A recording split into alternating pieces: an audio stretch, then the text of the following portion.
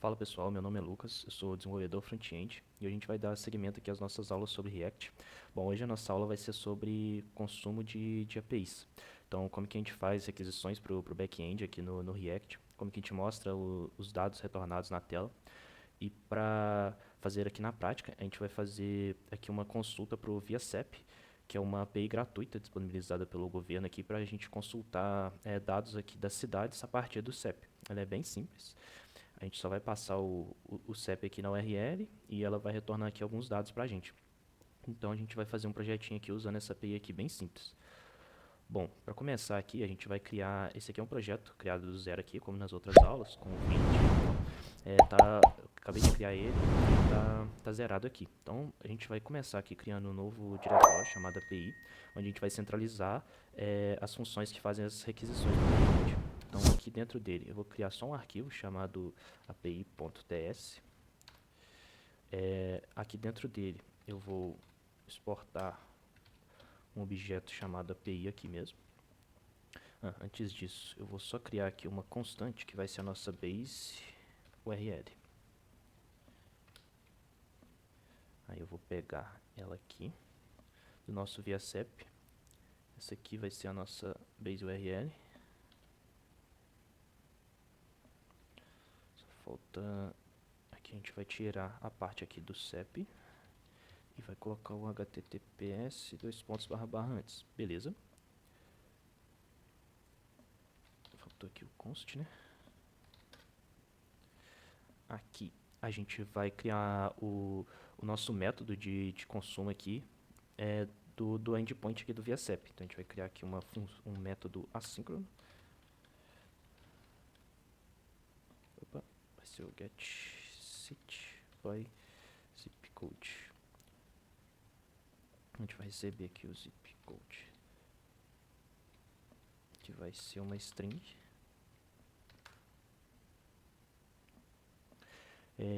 Certo, aqui dentro a gente vai ter um response e a gente vai utilizar uma função do React chamada fetch, que ela serve justamente para fazer essa requisição para o back-end. Então aqui, o que ela recebe aqui? Ela recebe uma URL, então a gente vai passar aqui o nosso base URL,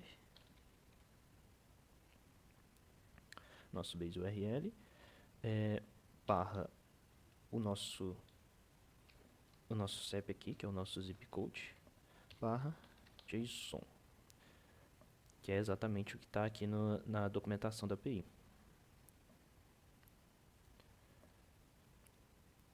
Aqui está dando erro aqui, porque eu esqueci do sinal de igual aqui, né? Que é um objeto, esse API. Beleza? Aqui a gente vai verificar se o retorno aqui da requisição para o back-end deu certo. Então na verdade, a gente vai verificar se deu erro. Se der erro, a gente vai estourar um erro para quem está chamando a nossa função. Então a gente vai colocar aqui uma interrogação para negar, né? A gente vai verificar se o response.ok, no caso aqui a gente está verificando se ele é falso, como a gente está usando aqui a exclamação, a gente está negando isso aqui. Então se isso aqui for false, a gente vai gerar um novo erro.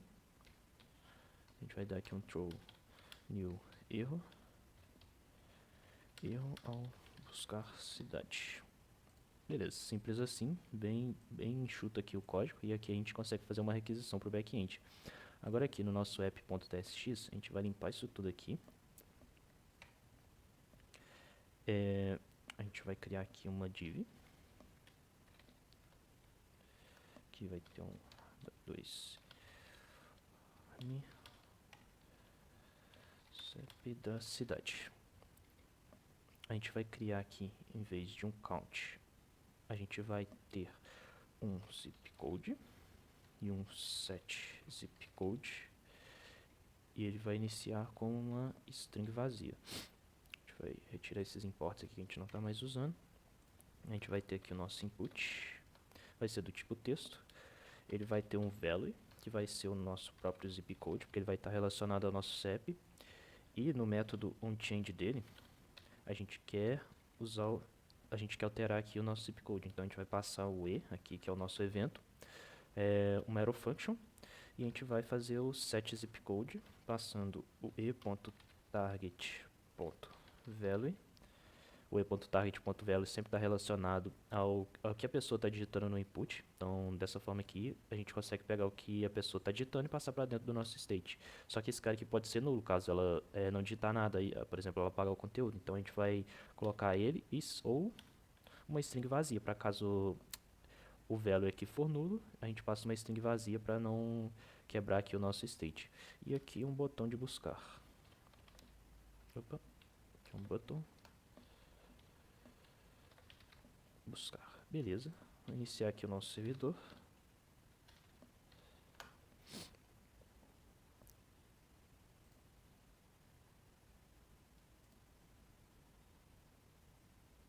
Certo, a gente já tem aqui o nosso input aqui. Ok, a gente vai criar agora uma função aqui em cima. Vai ser uma função assíncrona também. Handle fetch sit sync function, né? A gente vai ter aqui um try catch para tratar possíveis erros, porque quando a gente está trabalhando com requisições de API, a gente sempre tem a possibilidade da requisição retornar um erro. Então é interessante a gente tratar aqui com o try catch para caso retornar um erro, a nossa aplicação não quebrar. Então a gente vai ter aqui um response. A gente vai usar aqui o await, que é uma função assíncrona, e vai chamar o nosso API lá que a gente criou, ponto, aqui o nosso método, aqui a gente vai passar o nosso zip code. Aqui a gente vai fazer uma verificação rápida, só para garantir que a pessoa digitou o CEP certinho. Então a gente vai fazer aqui um if, a gente vai verificar se o zip code ponto length é menor que 8. Se for menor que 8, a gente vai dar um return. Menor que 8 porque o CEP sempre tem 8 dígitos. Beleza. Aqui a gente já fez uma verificação rápida. Aqui a gente já tem o nosso response. Então a gente vai fazer... A gente vai criar aqui também um outro state, que vai ser o nosso sit data, para a gente armazenar os dados aqui da cidade que o ViaCep trouxe para a gente. Para a gente poder mostrar na tela, né? Use state. Aqui, no caso, ele vai ser um objeto. Então, eu vou tipar ele aqui como um N, primeiramente. Ele vai ser um N ou null. Então, eu vou iniciar ele aqui como null. E aqui o nosso response, a gente vai fazer um setSitData passando o nosso response. Beleza? E aqui, se der algum erro, por enquanto a gente vai dar só um console.erro no erro.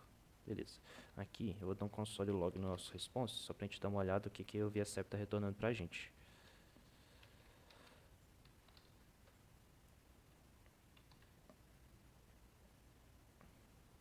Aqui no nosso botão, a gente vai chamar no click dele o nosso método ali, o handle fetchSit.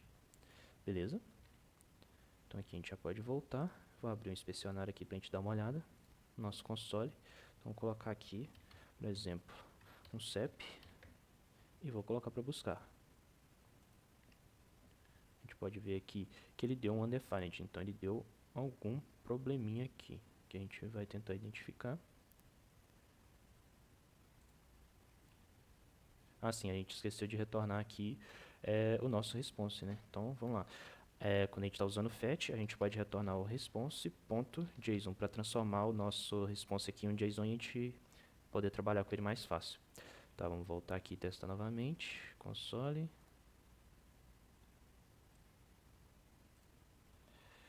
(104, 130). Opa, tá. Faltou o return aqui, certo? Agora sim. Agora sim, a gente tem o nosso retorno aqui com os dados da cidade aqui que a gente buscou. A gente pode ver aqui que a gente tem bairro, CEP, complemento aqui não tem, mas a gente tem o DDD, estado e algumas outras informações aqui. Então a gente vai mostrar essas informações agora na tela. Então a gente vai voltar aqui. Depois do button aqui, a gente vai abrir o nosso objeto aqui. A gente vai verificar se a gente tem o setData. Se tiver, a gente pode retornar aqui uma div com os dados aqui. Então a gente vai colocar aqui cidade strong, vai ficar em negrito. A gente coloca o nosso setData. Aqui a nossa cidade é localidade. A gente vai colocar aqui rua. O rua é o Lugradouro. A gente tem o nosso bairro. A gente tem a nossa região. A gente tem o nosso DDD.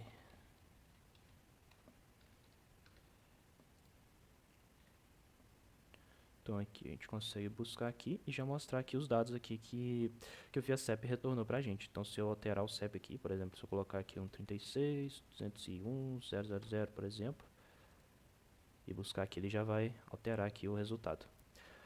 Bom, de forma bem rápida, bem resumida, é assim que a gente faz requisições para o back-end aqui no React. A gente tem outras formas de melhoria, usando algumas libs como o React Query. A gente consegue ter um controle melhor de cache nas requisições, mas isso assim, para projetos maiores que necessitam disso, mas de forma bem simples, bem resumida, quando a gente quer fazer uma requisição simples e rápida, a gente usa aqui o fetch. A gente faz uma verificação rápida para ver se não deu nenhum erro pelo response.ok. Senão a gente retorna o nosso JSON aqui, que a gente vai ter os nossos dados. E eu gosto de separar sempre as nossas requisições de API, sempre em um diretório separado, para ficar mais fácil da manutenção. Bom, de forma resumida, a gente tem aqui a nossa aula sobre requisições de API. Espero que tenham gostado e espero vocês na próxima aula.